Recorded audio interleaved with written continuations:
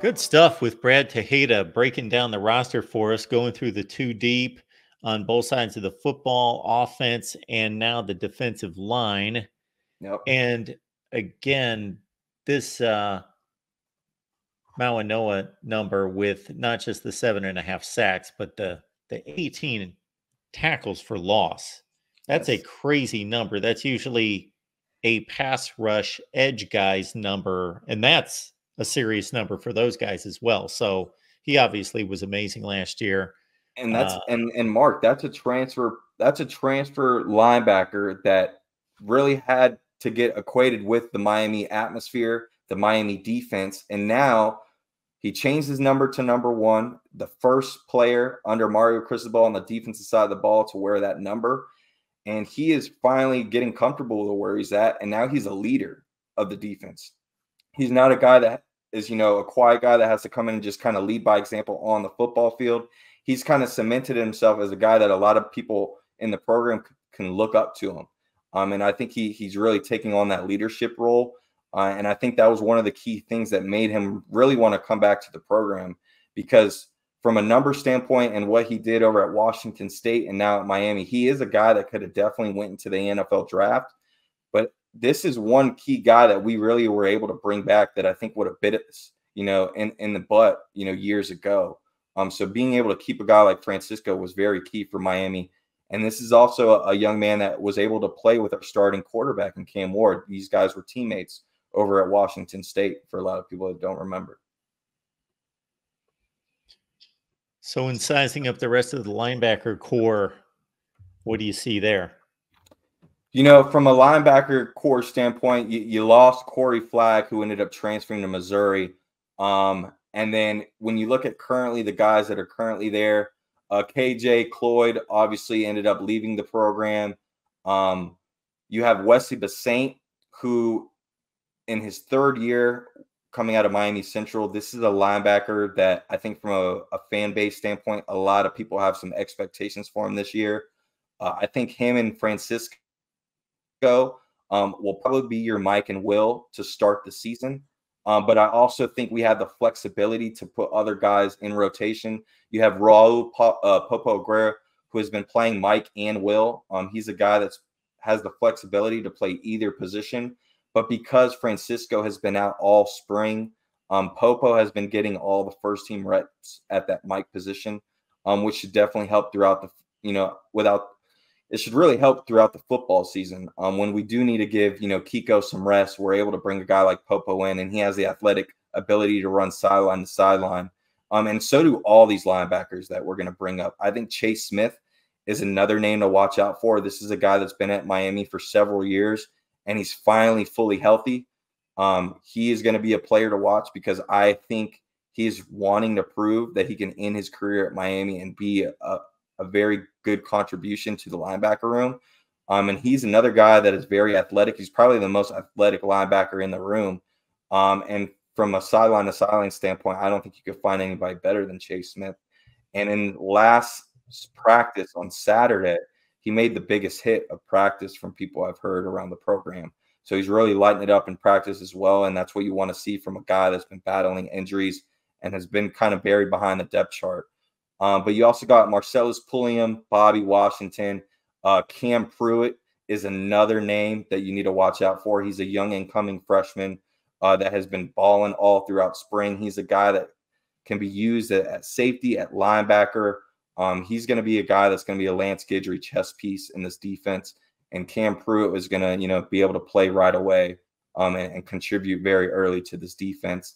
But from a transfer standpoint, Mark, I think linebacker-wise, I don't really see any linebackers leaving. I think maybe the only one that would be a shock to me is maybe Bobby Washington.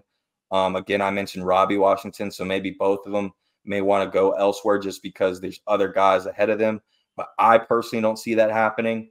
But I did skip the defensive line position, and I just want to mention two guys, Thomas Gore and Anthony Campbell. If I had to think of two names on the defensive line position that may go elsewhere just because, the opportunities of other guys coming into that position group, Those would be two names I would look out for, just so if we're trying to get closer to that 7 to 10 mark, like I mentioned, we were at 5 on the offensive side of the ball. Going to the defensive side of the ball, that adds another 2. So now you're at your 7. And we haven't even gotten to the secondary yet. So we're right where we need to be.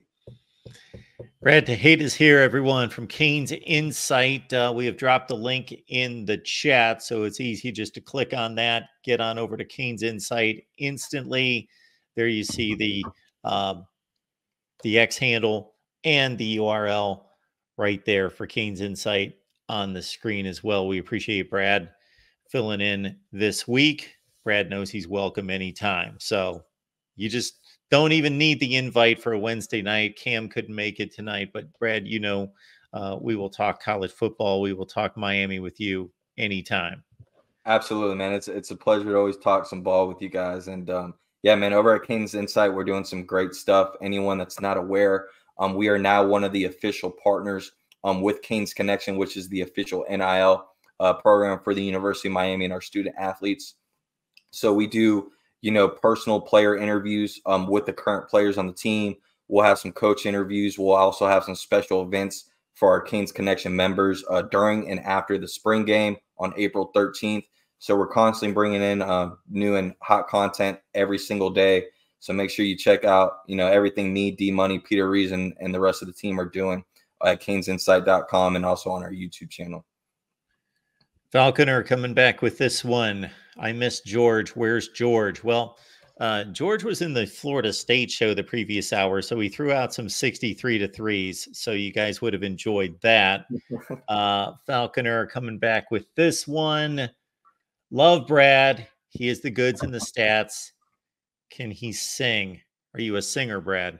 Not a singer. I got a few bars every now and then. I can sure rap a little bit whenever I get into the mood, but no singing for this guy. All right.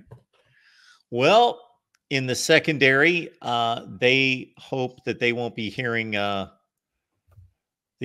opposing team striking up the band too often coming up this fall. So let's start at corner.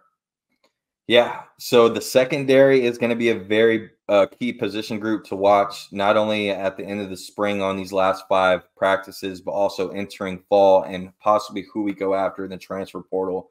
Me, in my opinion, besides the running back position, this is going to be a very key position group that I think Miami needs to be very picky at with guys that enter the transfer portal. I don't think you need to get another rotational guy. I think we have plenty of those type of players and guys that can easily fit in the mix. I think you need a standout defensive player, whether it is a corner, boundary corner, or nickel corner, or safety.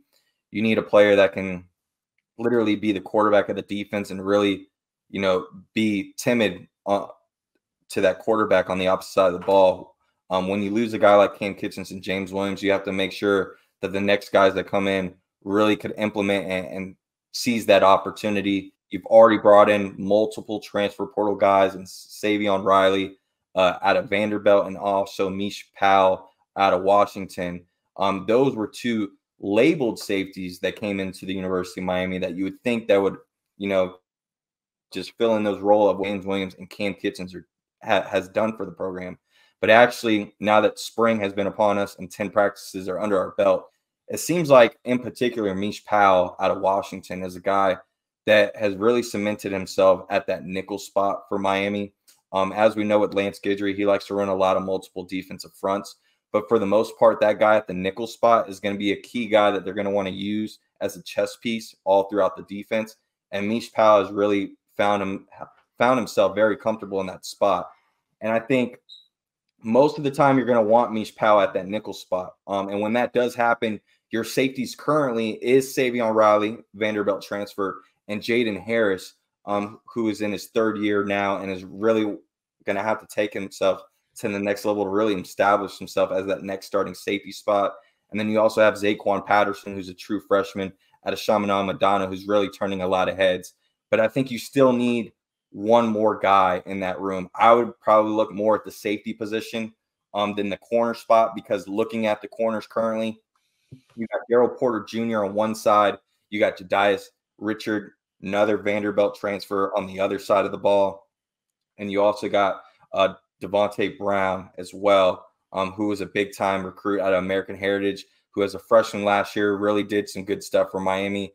And I think this will be a good opportunity for him to really cement himself and possibly being a starter cornerback on this football team this year. So between those three guys, I think you actually have a good solid foundation of guys that you can maneuver around at the cornerback spot. It's that safety position, in my opinion, where I think it really gets a little interesting, because guys like Brian Balaam, Markeith Williams, even a guy like Isaiah Thomas, who's an incoming freshman that's been battled through injuries, and Jaden Harris, who I mentioned, those are going to be guys that are really going to have to take themselves to the next level in order to get some playing time this year. And that's not even to mention a guy like Isaiah Taylor, who I think someone asked about earlier, Jason Taylor's son, who's really getting himself established at Miami as well. But at the end of the day, I think you need another safety, in my opinion, and that's going to be a position to look out for in the transfer portal. But we were at 7 names. I think someone like Brian Balaam, Markeith Williams, Demetrius Freeney, who's a cornerback, a JUCO guy that we got last cycle. I think between those 3 guys, maybe 2 guys leave the program, even a guy like Caleb Spencer, maybe possibly. So out of the 4 names, maybe 2 leave. So now you're at 9 to 10 players right there. So you're right at the number of what I talked about at the beginning of the show of what you're trying to hit. And that allows you, Mark, to go into the transfer portal and at least get 3 key contributors to bring on this football team to really elevate it to the next level. And me personally, I think it's got to be a running back, a wide receiver, and a safety. Okay. So much to look out for here in 12 days, everyone. April 16th is the date, which is... I actually think it's the 15th, Mark. I could be mistaken, but I thought it was the 15th. Okay, the 15th? I think it's the 15th. Oh, you know what? Yes, it is the 15th. The 15th is, I was thinking the 15th is Sunday. The 15th is Monday. So it is Monday, April 15th. Absolutely. And that's about halfway through, of course, the month of April. And the spring games are all in the month of April across college football. So it creates this very odd situation with not most teams, but there will be players that are going to be entering the transfer portal while they're still in spring practice. Absolutely. And I mean, we're already starting to see, we're 12 days away from it officially opening. And we're already starting to see guys, through third-party sites and others already write articles of some guys already entering the transfer portal and visiting other programs. So when you're able to do things like that, just like the first wave of transfer portals when it hit, you saw about a week and a half before it officially opened, these names were already starting to come out that they were going to enter the portal. So that's where back channeling and having a good staff in place that is very good at communication and being able to be upfront and honest and having a specific board of needs of what you're looking for really comes in handy. And that's where Miami and Mario are really good at capitalizing. You also have a coach in Andrew Rogers who is known for getting good transfer portal guys. You saw what he did a few years ago at Michigan State, that one season of really getting in a big powerhouse of guys to come into Michigan State. So I expect something very similar with Miami, but they're going to be very specific and picky on who they bring, which is why I'm very surprised about the Romello Heights situation. But again, from a numbers and stats standpoint and guys that we are hoping to contribute to the program, it does make sense to possibly look at another pass rusher this year, because you can never get enough pass rushers, just like offensive linemen and running backs. We've got about 160 folks online, and some of you are watching on Facebook and Twitter. So just keep in mind that you can jump on YouTube in future weeks if you catch us on X or on Facebook, let's say, to ask questions and make comments. You got to join us on YouTube. We love you checking us out wherever, but just keep in mind, comments and questions, you got to be here on YouTube. And we've got our guy Demetrius, who wants to know if you have any clue as to whether either side of the line of scrimmage looks more impressive through 10 workouts here.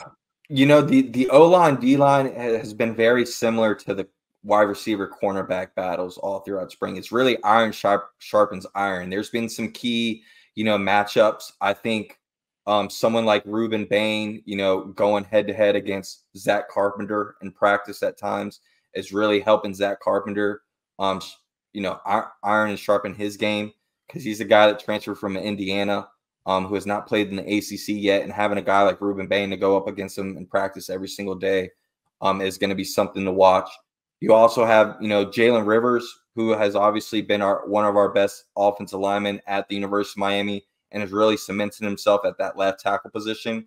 You have some young guys like, Marquise Lightfoot, Elijah Austin, the transfer I brought up from Marshall. Those are two guys in particular who's really able to get that iron sharpens iron with someone like Jalen Rivers, who is probably going to be the best tackle they face all football season. So that's another good battle to watch out for.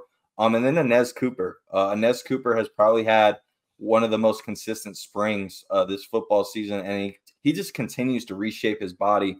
And it's incredible the night and day, not only statistic-wise, but from just a body frame standpoint of how he really transformed his game and body from his freshman year to now. It really goes to show you the commitment that a guy like Inez Cooper has really been able to bring. But on the defensive line, I would say some other guys that probably have stood out at times other than Elijah Austin. Harrison Hunt has had a couple practices as well that has been pretty good.